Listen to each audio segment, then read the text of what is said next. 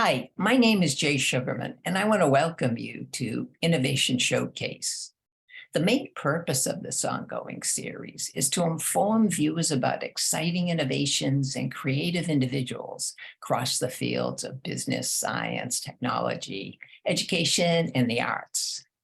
Today, via Zoom, we're fortunate to have as our guest Dr. Shira Brown. Based in the Boston area, Shira is a prominent pediatrician, as well as being an extremely talented contemporary jewelry designer and maker. During the program, Shira will be sharing some of her exquisite one-of-a-kind pieces, as well as informing us about her outstanding craftsmanship. Let's start by meeting Shira and then admire some of her stunning jewelry. Welcome, Shira. So delighted to be able to be here. Thank you, Jay. Thank you so much for having me. No, it's been fascinating learning a little bit about the wide range of techniques that you employ in your jewelry making. Eager to hear more and have you inform viewers.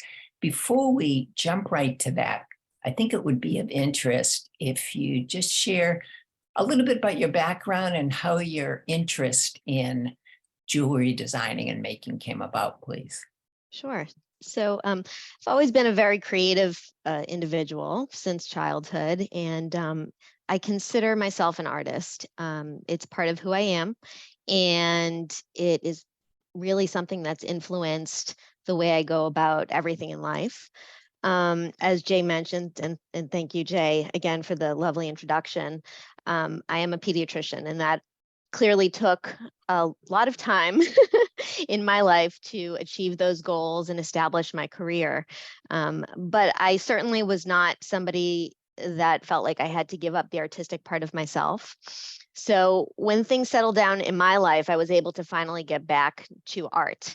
And as somebody who really enjoys working with my hands, I truly fell in love with metalsmithing.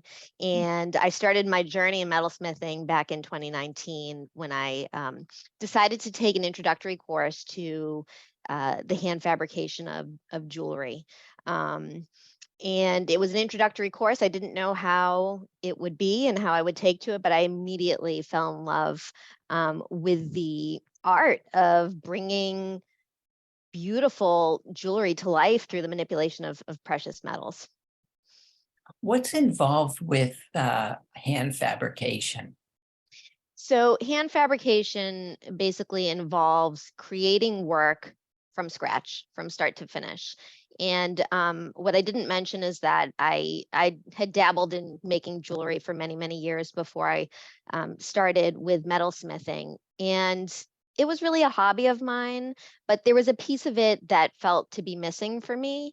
I really wanted to be able to make jewelry from start to finish without using any pre-assembled materials or prefabricated materials. I wanted to say that I had created this piece of, art, or this necklace, this pair of earrings, what have you, from start to finish using sheets of metal, wire, semi-precious stones, and to be able to bring forth beauty through the manipulation of just raw materials. It really is a true honor and a great joy for me in my life. Terrific, terrific. Well, we're going to segue to see the wide range, as I mentioned at the outset, that you employ in creating your jewelry. And as we bring up some images, the first category technique is riveting. A few words about that, please.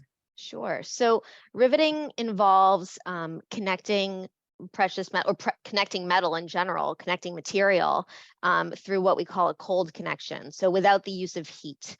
And a rivet is essentially a double-headed pin that can be used to pass through two pieces of material to connect them actually very, very securely. In fact, in the world of aviation, rivets are an integral part of the fabrication of aircraft. So that just goes to show how strong this technique is.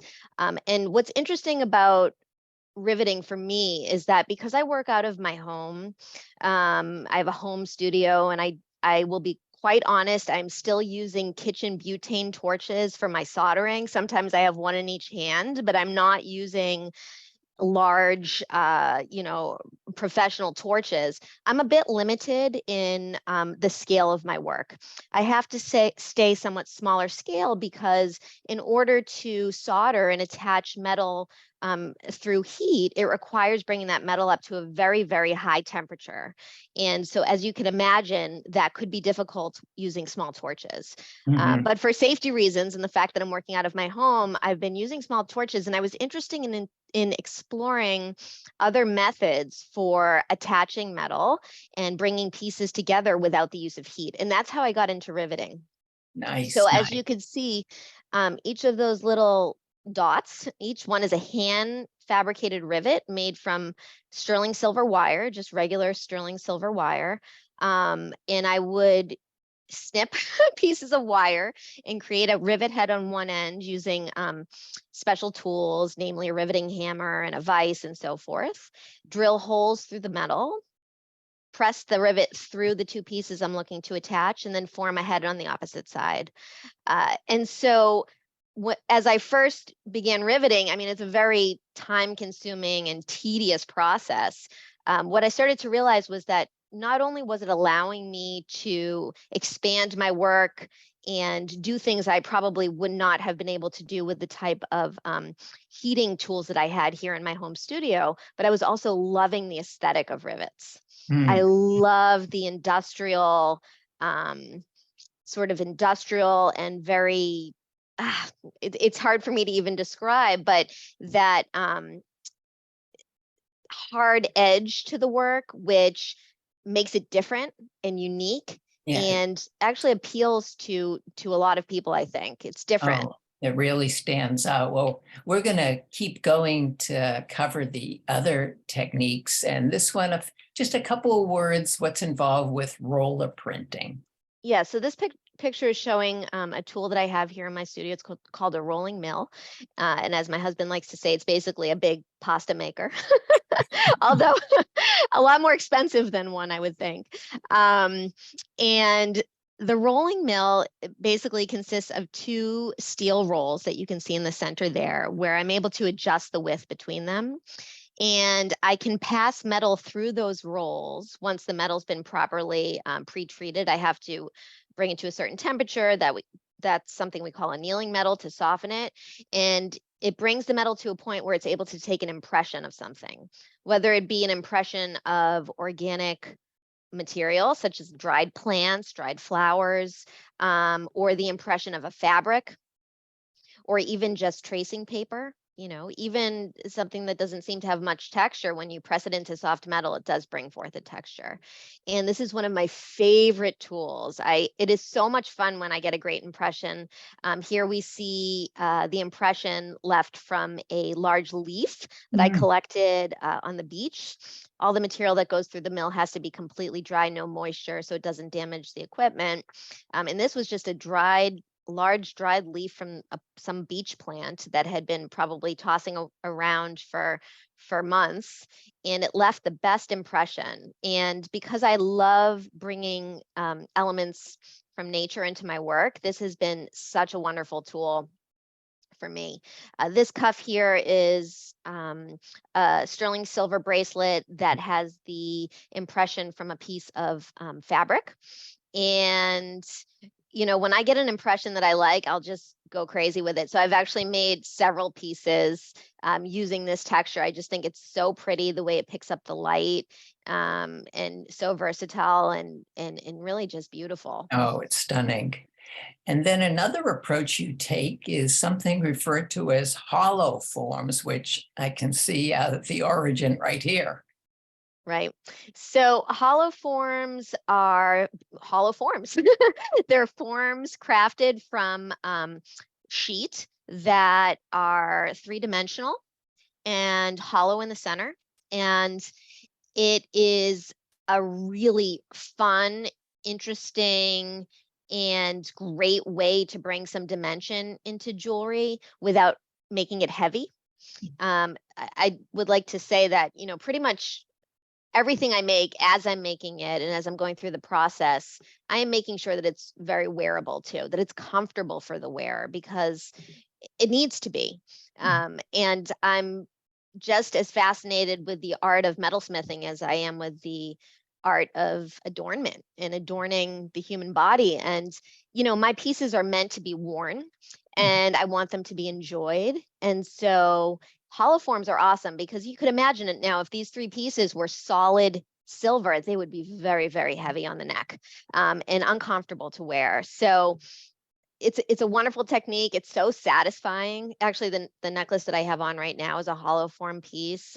Each of these individual pieces slides up and down the chain. They're hollow form Nice. beads, just like the one that you're seeing here in the photo. And here's an example of a hollow form ring. Actually, what's interesting about this ring is it's currently in Seattle at a gallery called the Danica Design Gallery in Seattle. Every year they host a super fun competition called the Battle of the Rings, which is a global international competition. People submit entries from all over the world, and they narrow down their selection to 64 rings that compete head to head in a single elimination competition through the month of May. So my ring was one of the rings selected for the competition. It's actually the second time I've participated. I'm feeling very honored to be able to. Congratulations. Thank you. It's all in good fun. And in fact, seeing all the other rings in the competition, I'm like, well, my ring's out in the first round. But it's a lot of fun, and it's an example of community in metalsmithing as well. We're going to pick up the pace because we still have a number so of this areas to cover, and this is something I hadn't known about. Just know a little bit about how Korean approach kambu. Sure. Yes. So this is showing the setup for a process or a technique called kambu, a Korean technique that's been actually in practice for centuries, not just in the not just in Korea, but in other places as well. And it involves fusing, or basically forming an atomic bond between high carat gold, which you can see cut up into those slivers there in the glass dishes, with fine silver or argenium silver or sterling silver that's been I won't get into it, but properly prepared and depleted of copper through multiple cycles. In any case, using heat and pressure, which is the pressure is applied by using those burnishers you can see in the photo, the agate burnishers, and also sometimes we use steel burnishers. We're able to cause a very strong bond between the gold and the silver. So it's a nice way to add gold into my work while still keeping it affordable. Gold is very, very costly and expensive, but through this technique, I've been able to bond 24 karat gold to the silver and just create a beautiful aesthetic. Mixing metals is a love and a passion of mine, as you can see in this piece. Another example of kambu.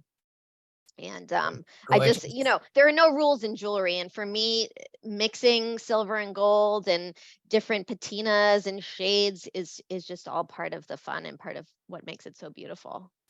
Oh, it's a terrific field. It sounds like just to use your creativity and imagination and see where it takes you, like stunning pieces in front of us. You mentioned metal. What's involved with metal forming? Right. So metal forming is, I love metal forming. I just want to take a minute to say I love manipulating metal and getting it to new shapes and being able to create an object out of a flat piece of metal. For example, here is a bowl that I had made last year. And metal forming is something I would like to do a lot more of. It can be hard in working smaller scale with metal forming. I don't have huge stakes in my home studio and so forth, but this small scale work is just an example of taking a flat piece of bronze, heating the metal in multiple cycles to soften it, and using different hammers and stakes and so forth to form it into a bowl. And that little silver inlay was just an artistic accent that I decided to add to this bowl. Nice. I would love to do more of this in the future. I haven't done a whole lot of this, but I would love to do more.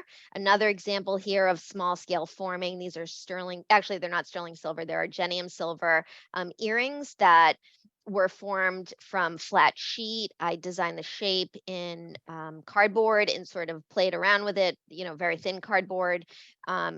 Got it to where I wanted, cut the shape in the metal, and then using various stakes and cycles of heating the metal with a torch, was able to create this lovely form. This is actually an example of anticlastic forming. As you can see, the metal forms in opposite directions from both from the two different axes. And so, Very yeah, attractive.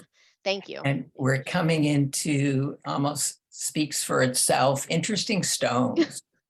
I love stones. Actually, that is one of the things that got me into metalsmithing to begin with. Now that I think about it, I took that intro course so long ago. Well, not that long ago, but back in 2019, because I wanted to be able to set stones and not just, be committed to using beads where I'm putting them on a string or a piece of wire. I wanted to be able to set stones in bezels, as you can see here, with prongs, as you've seen in the other example.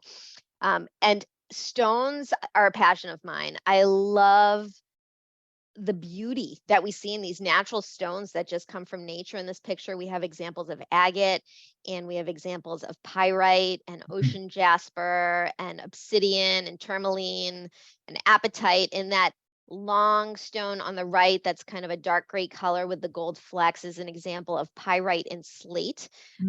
It's a stone that was this particular piece originated in Germany, where a lot of the roofing is actually slate, and pyrite, which is a natural element. You can see bottom left picture is an example of bottom left stone is an example of raw pyrite.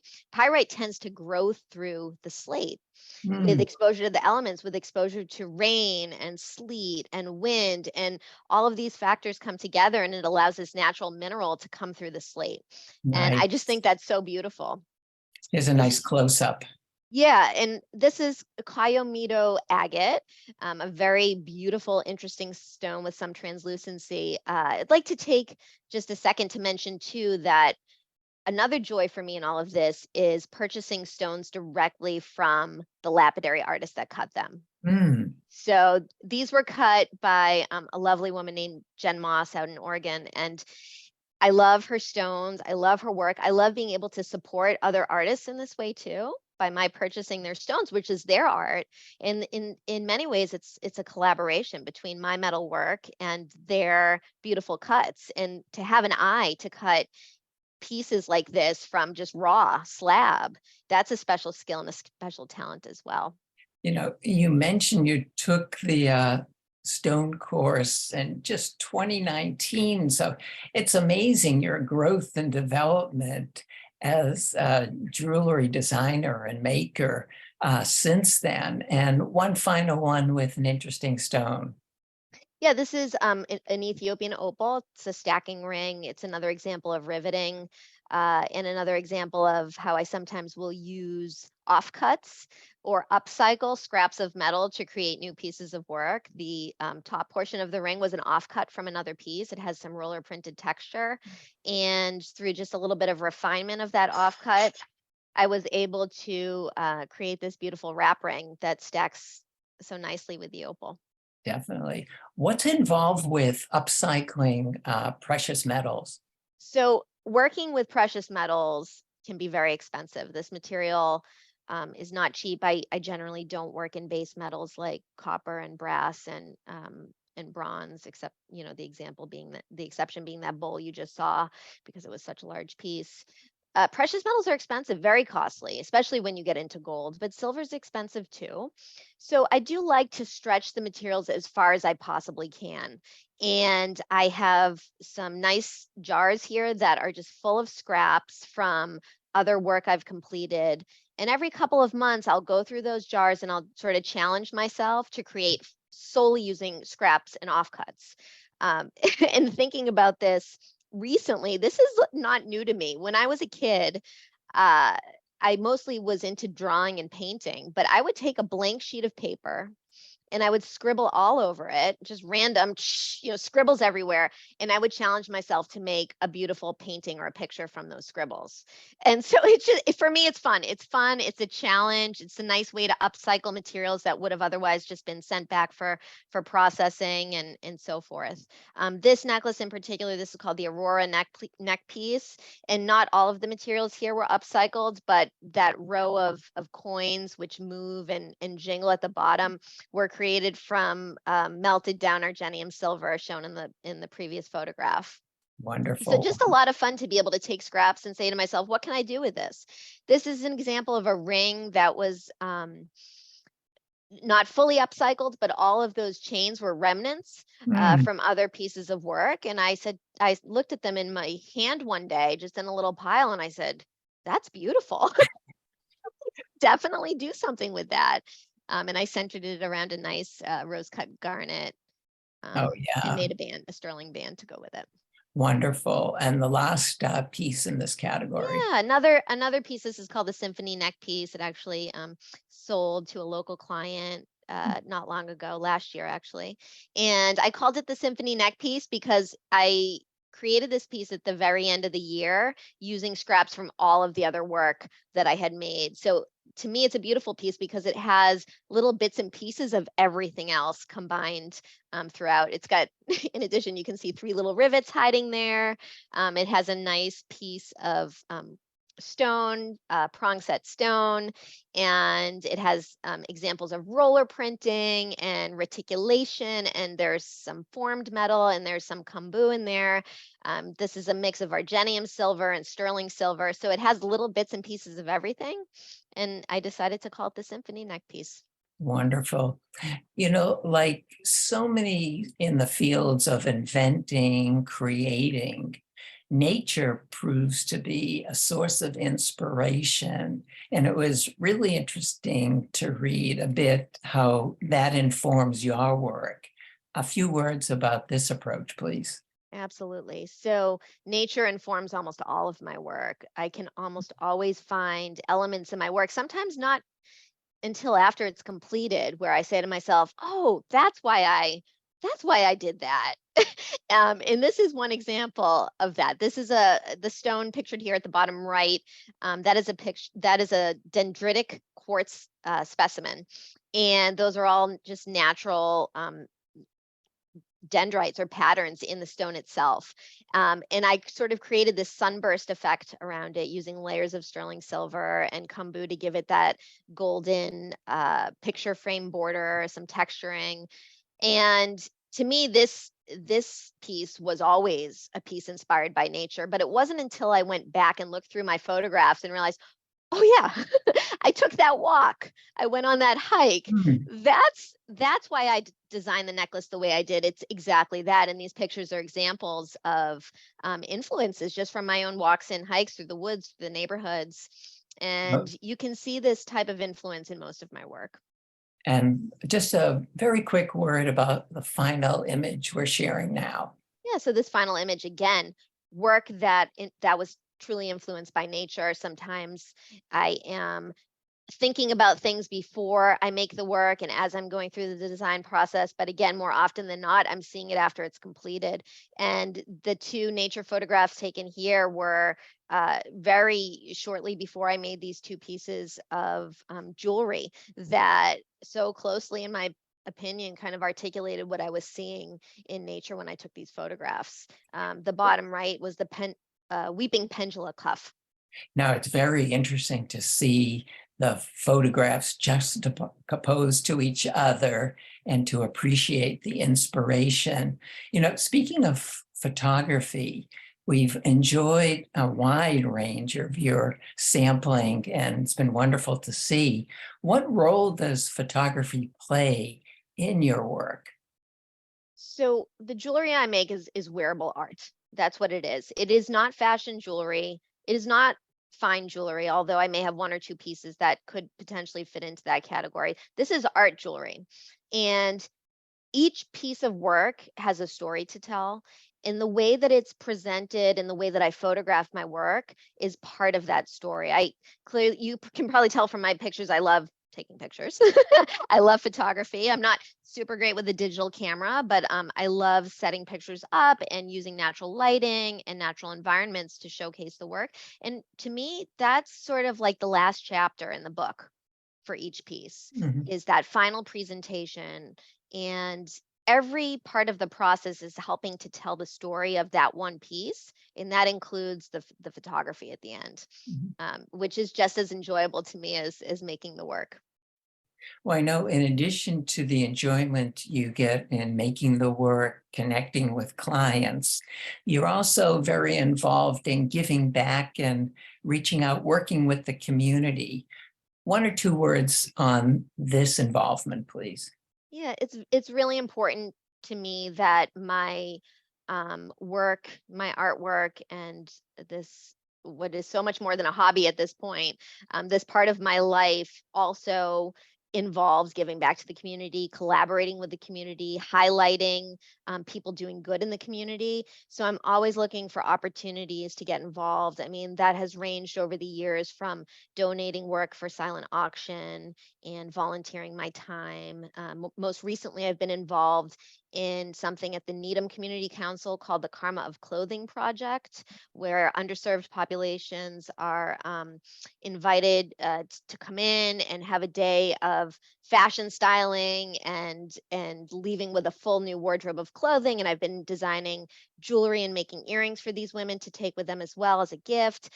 So fulfilling for me, and just so wonderful to make really nice community connections through this type of work. And I'm looking forward to doing more of it. Sure. And just a minute or so, what some of your current or upcoming projects that you are working on? I'm not really sure. Oh, that's, You know, you I don't just have, know what I'm going to do next. And that's what I love about this. I have a general idea and a general plan of where I'd like to go, and my mind is constantly designing. Even when I try to shut it off, I can't. And I think that's true for almost all artists, wouldn't you say? I mean, you probably heard yeah, that from other people. I just can't stop designing and thinking of the next thing, even in my sleep. But I really don't know what I'm making next. And sometimes I just need to let a little time go by, or sit down at my bench and pull out a few stones. The previous photograph showing the interesting stones is one technique I use. I sometimes will make inspiration boards like that and set some bezels around stones and see what I'm inspired by. So I'm looking forward to what's coming next, probably just as much as you might be, Jay. Time will well, tell. I'm sure something will come to you on maybe your next walk around the block or Oh, something, absolutely. some Absolutely. inspiration in nature. In closing, what are some of the ways or best way for viewers and others to find out more about your work? So I do have a website, which is shirahanadesigns.com. I'm very active on Instagram, and it's Shira SHIRA underscore HANNA underscore designs. And that's my Instagram page. And that's a cool place to find me because I do post process videos and process photos, and I try to show the work in many different ways. That's where I will sometimes post things on community collaborations and so forth. Through my website, there's a contact form, there's an email listed there that you can contact me by. But I'm very accessible because this brings me great joy. So if anybody's interested in getting in touch, whether it's for a collaboration or otherwise, please don't hesitate. Terrific. Well, unfortunately, we've come to the end of the time. I want to thank you so much for being here, giving us such a wide range of approaches that you take. Fascinating to hear about the techniques, to see your exquisite work, continued success with future endeavors. Thank you so much, Jay. Thank you for having me and for your time. Also want to thank those of you watching for joining us and hope you'll be able to tune in next time.